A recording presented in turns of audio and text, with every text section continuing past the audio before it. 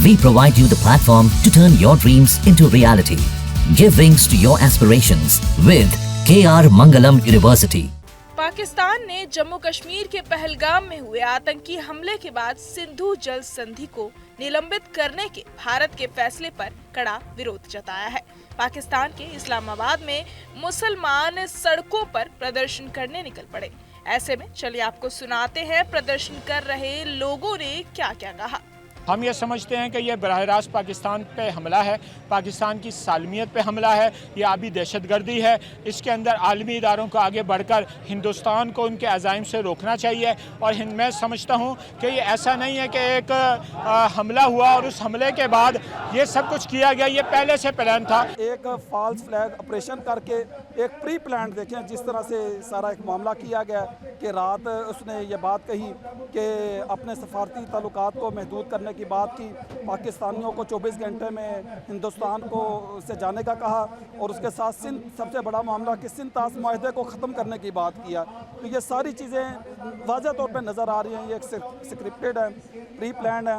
इस ऑपरेशन को खुद ही हिंदुस्तान ने डिज़ाइन किया और उसके बाद फिर उसकी आड़ के अंदर वो सिंध ताश माहदे को ख़त्म करना चाहता है।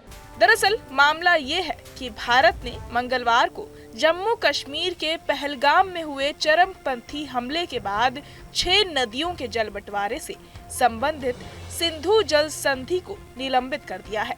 1960 में हुई सिंधु जल संधि 2 युद्धों के बाद भी कायम रही। इसे सीमा पार जल प्रबंधन के एक उदाहरण के तौर पर देखा गया। ये रोक भारत के पाकिस्तान के खिलाफ उठाए गए कई कदमों में से एक है। भारत ने पाकिस्तान पर चरमपंथ को समर्थन देने का आरोप लगाते हुए ये कदम उठाया है। हालांकि पाकिस्तान ने ऐसे आरोप का साफ तौर पर खंडन किया। वहीं पड़ोसी मुल्क पाकिस्तान ने भारत के खिलाफ जवाबी कार्रवाई भी की है। पाकिस्तान ने कहा है कि पानी रोकने को युद्ध की कार्रवाई के रूप में देखा जाएगा।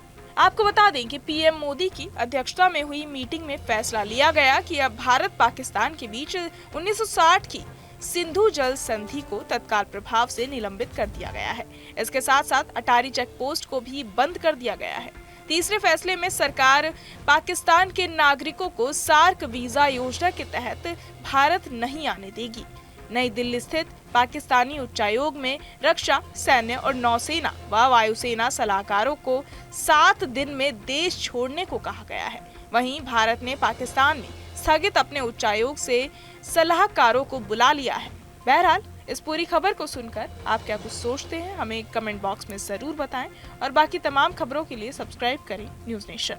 न्यूज नेशन अब व्हाट्सएप पर खबरों की ताजा अपडेट के लिए न्यूज नेशन के इस QR कोड को स्कैन करें।